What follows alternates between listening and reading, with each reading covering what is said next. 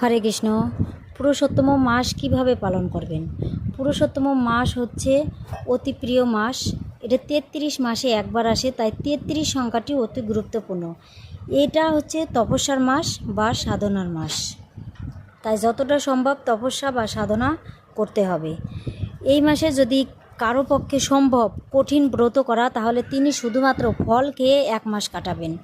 আর সেটি যদি অসম্ভব হয় তাহলে হবিষেক অন্ন পেতে পারেন। হবিষেক অন্ন 1 বার অথবা 2 বার পাওয়া যায়, মানে সূর্য ওঠার আগে এবং সূর্য অস্ত যাওয়ার আগে, সূর্য ওঠার পরে এবং সূর্য অস্ত যাওয়ার আগে হবিষেক অন্ন পেতে হবে। তাছাড়া যদি এতেতে অসুবিধা হয় তাহলে কৃষ্ণ প্রসাদ তিনি গ্রহণ করতে পারেন। আর যারা আমিষ খায় তারা অন্ততপক্ষে নিরামিষ আহার করবে। যারা অভিষেক খাবে তারা হচ্ছে আতপ চাল, আলু, ঘি, লবণ এই সব কিছু দিয়ে রান্না করে খাবে। তাছাড়া অল্প বীজযুক্ত ফল বা বিভিন্ন রকমের ফল খাওয়া যেতে পারে। আর বেশি বেশি হরিনাম করতে হবে, প্রাতঃ স্নান করতে হবে, গ্রন্থ অধ্যয়ন করতে হবে, মঙ্গল আরতি করতে হবে, তুলসী সেবা করতে হবে, বেশি বেশি ভগবানের চরণে ফুল এবং তুলসী অর্পণ করতে হবে। গীত প্রতীক দিয়ে পারলে আরতি করবেন। বিশেষ করে পারলে 33 সংখ্যায় সব কিছু করবেন, যেমন 33টা ফুল, 33 জোড়া তুলসীপত্র ভগবানকে অর্পণ করবেন।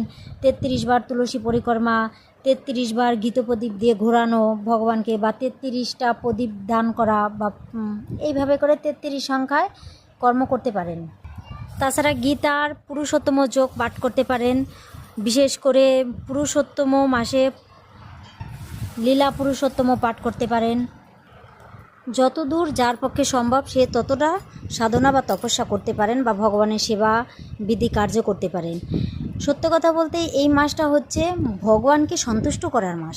আর এই ভগবানকে সন্তুষ্ট করার জন্য ভক্তরা অনেক কিছুই করে থাকেন। তো আশা করি সকলেই এই মাস কম বেশি করে যে যেরকমভাবে পারেন, যে যে পরিস্থিতিতে আছেন সে সেইভাবে করেই পালন করার চেষ্টা করবেন। হরে কৃষ্ণ।